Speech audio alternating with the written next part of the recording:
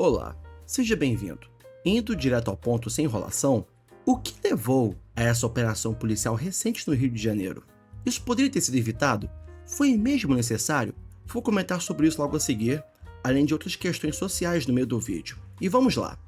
É de conhecimento geral que a cidade do Rio de Janeiro é uma das mais violentas do mundo e que nos últimos anos, facções como o Comando Vermelho, 13º Comando, a milícia e dentre outras, têm disputado território por toda a cidade, extorquindo comerciantes, oprimindo moradores das áreas de comunidade, governando seus territórios na base do puro poder bélico, e isso já vem de anos e anos. A questão principal é a omissão dos governos desse estado por todo esse tempo. Se não fosse isso, muitas das consequências que temos hoje não aconteceriam. O problema é que, na prática, o máximo que acontece no Rio de Janeiro são pequenas operações em uma comunidade aqui e ali, mas nada que chegue perto das raízes do problema. É como simplesmente podar as folhas de uma erva daninha e esperar que ela não cresça novamente. Não faz o menor sentido. Devido à incompetência dos governantes, um cenário perfeito para o crime organizado foi criado. E ele apenas ganhou força, de forma que coisas como a penúltima operação no Morro do Alemão, lá em 2010, que foi transmitida ao vivo nos noticiários da época, eu lembro que na Globo isso passou, na Record não tenho certeza, mas provavelmente também passou, enfim. Aquilo não foi nem de longe o suficiente para resolver o problema. Hoje, 15 anos depois, tivemos essa outra operação policial, no mesmo local por sinal, onde dessa vez foram vistos até drones sendo usados pelos bandidos para jogar bombas remotamente, onde também houve emboscada na mata por onde os criminosos e suas famílias tentaram fugir, e no fim das contas, 120 CPFs foram cancelados, pelo que isso tem registro. E em pouco tempo, os corpos estavam cobertos na rua, enquanto as mães reconheciam seus filhos e choravam. Eu não as culpo, pois por mais criminoso que seja um indivíduo, nenhuma mãe quer ver esse tipo de coisa com seu filho acontecer. E com tudo isso sendo devidamente mostrado pela mídia, e como qualquer operação da polícia, gerou polêmica em vários lugares. A questão é, isso foi mesmo necessário? Eu lhe digo, essa pergunta não faz sentido. O certo a se perguntar, dado o contexto da cidade do Rio de Janeiro, seria: isso poderia ter sido evitado? Havia outro jeito? E a resposta, infelizmente, é não. Essa medida foi uma resposta extrema para problemas que chegaram a níveis extremos. Isso poderia ter sido evitado se, há mais de 20 anos atrás, os governantes genuinamente se preocupassem com nossa segurança. Até porque, na época das Olimpíadas em 2016, aqui no Rio de Janeiro, a segurança havia sido fortemente reforçada nas proximidades. E o mesmo ocorre em eventos internacionais, como os Jogos Pan-Americanos em 2007, que também foram aqui.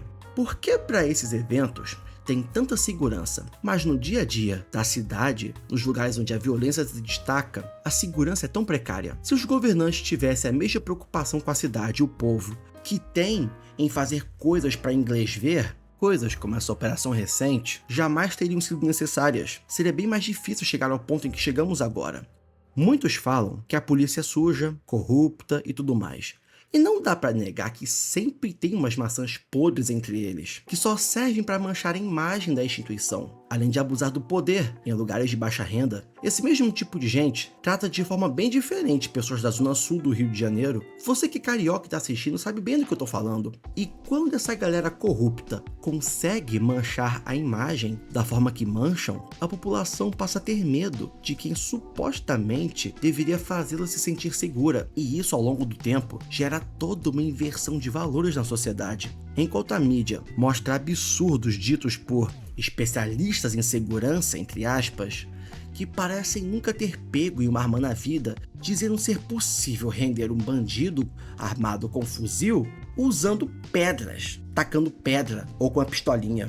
Pelo amor de Deus, esse pessoal vive em Nárnia, não é possível. Mas, com todos esses fatores, o resultado uma hora não poderia ser diferente. Isso sem contar quantos civis devem ter sido feridos por bala perdida em meio ao confronto. Mas a raiz dessa violência atual se estende há muito tempo atrás, mais de 100 anos atrás, quando pessoas migravam do campo para as cidades em busca de melhores condições de vida, ou fugiam da Guerra de Canudos na Bahia, lá no século XIX, para no final as coisas não apenas têm dado errado para uma parte dessa galera que veio para cá, como também o governo expulsar pessoas dos locais que conseguiam morar, nos cortiços da época como eram chamados, sem lhes dar abrigo ou nenhuma forma de compensação equivalente na época, o que obrigou muitos a irem morar nos lugares menos desejados da cidade, os morros, sendo a primeira favela, hoje conhecida como Morro da Providência. Até na literatura brasileira, existe alusão direta a esse fenômeno no livro O Cortiço, de Aloysio Azevedo, cuja história se refere também à realidade e à desigualdade brasileira no século XIX, na cidade do Rio de Janeiro, e vale a pena a leitura. Outro tópico a ser mencionado, e esse não é um problema da cidade maravilhosa em si, mas do Brasil como um todo, é a romantização da pobreza e como as elites se beneficiam disso. É comum em novelas brasileiras, como exemplo, o seguinte clichê: um ricaço sendo o vilão da história, uma protagonista pobre e vinda de comunidade, mas que tem humildade e honestidade no coração. E com isso, sempre acaba saindo por cima no final com reviravoltas e com a justiça sendo feita. Influencers usando aquele típico cabelo pintado estilo xadrez, bigodinho fininho. E onde quero chegar com isso? Não estou defendendo o bilionário, só deixando claro. Mas quando você tem parte da população sentindo orgulho desse estilo de vida de comunidade, a elite adora, pois primeiro que só de alguém da elite ver o típico cabelo xadrez pintado em preto e loiro, ou preto e branco, ou castanho e loiro, enfim, a pessoa já entende que o outro não é elite e já lhe enxerga como sendo de classe inferior. E o mesmo se aplica para coisas como a linguagem, gírias versus termos técnicos e rebuscados, que parecem ter saído de um livro do século XVII, ou que só são falados entre juízes, advogados e em faculdade de direito. Isso serve como um crachá invisível para separar as classes. Um crachá que as pessoas normalmente não percebem, ou que vem com um motivo de orgulho, sem entender que é exatamente isso que a elite quer. Além da cultura em alguns lugares, em que quando uma pessoa tenta enriquecer de forma honesta, as pessoas ao redor volta e meia duvidam e tentam desmotivar ela indiretamente. E quando ela começa a ter resultados bons, gera vários olhares invejosos, como se não tolerassem alguém no meio delas tentar sair daquela situação. Inclusive sobre isso, eu tenho exemplos pessoais da minha vida. Em 2016, eu tentei vender sacolés de cachaça no carnaval, no bloco do Cordão do Bola Preta, para ser mais exato. E conclusão, toda hora aparecia alguém, já na maldade, observando de longe para querer roubar meu isopor. Não era minha maquita, era meu isopor, só deixando bem claro. E o pior de tudo é que, como eu tinha problemas, e ainda tenho problema de língua presa, a minha dicção não é das melhores. Tanto que para esse vídeo eu tenho que cortar várias partes, que eu volto e meio gaguejo ou algo do tipo. E quando eu anunciava um produto, de vez em quando eu falava errado, ou gaguejava, ou travava e pronto. Foi o suficiente para um grupo de mais ou menos uns 6 já quererem tirar onda com a minha cara. Na cabeça deles, eu era um simples lerdão.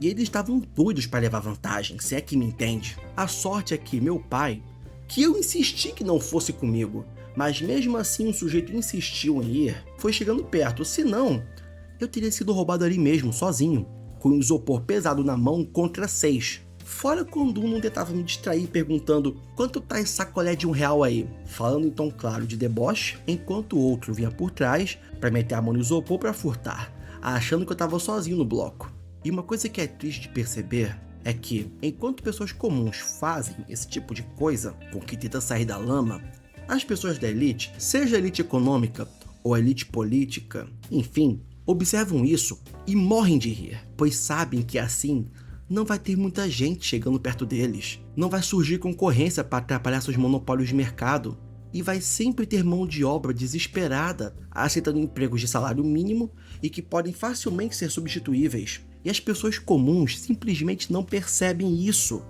E quem percebe, às vezes é taxado apenas de militante esquerdopata, como se isso fosse uma refutação. E esse fenômeno não se estende apenas na linguagem ou na romantização da pobreza, mas também na banalização da música, na desvalorização em estudar e também na falta de recompensa real que um estudante muitas vezes acaba se deparando, por mais que se esforce. Um exemplo disso é o nosso próprio sistema de ensino, decadente e sucateado, com aprovações automáticas, que não compensa o esforço do aluno, e se ele quiser uma educação minimamente decente, seus pais precisam ralar para pagar uma escola particular. Outro exemplo disso, o aluno que tenta estudar e demonstra interesse, sempre alvo de bullying pesado.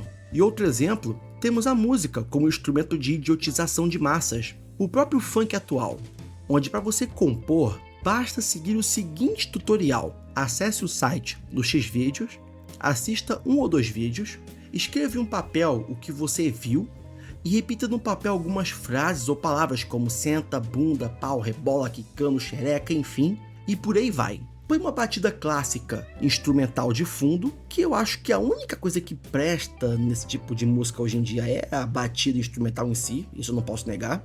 E pronto, você criou uma obra-prima, e quem criticar vai ser taxado de preconceituoso, mas a sua obra-prima não critica nada, não diz nada, não significa nada. Ou, em outros casos, enaltecendo outros bandidos. As massas absorvem isso ao longo dos anos, somando a outras coisas mencionadas anteriormente. E no fim das contas, você tem uma massa com cada vez menos senso crítico, que acredita em promessas de qualquer político populista com um discurso atraente ou um discurso puramente baseado em senso comum, em vez de qualificações reais à altura do cargo. E assim aparecem as figuras que sempre são eleitas nesse país. Mas no final, você acaba sendo apenas um peão, às vezes agindo da forma que a elite quer, às vezes olhando para alguém mais pobre que você e se achando superior àquele indivíduo por conta disso, ou olhando para um morador de rua e sentindo nojo dele. Mas uma coisa deve ficar clara para quem assistiu até aqui, é que você que ganha R$1.500, R$2.000, R$4.000, R$10.000 por mês, ainda assim tem bem mais em comum com um morador de rua do que com qualquer super rico por aí. O dinheiro significa apenas um meio de obter materiais e serviços para facilitar sua vida, mas isso não lhe torna mais humano ou menos humano do que ninguém, por mais que o ego muitas vezes lhe segue e diga o contrário. E para você que assistiu até aqui, já deixa aquele like, compartilha e ativa o sininho, pois isso ajuda muito. Se tiver algum ponto a somar ou a refutar sobre esse vídeo, compartilha comigo nos comentários, diga o que você achou. E é isso, pessoal, e até o próximo vídeo. Valeu, falou!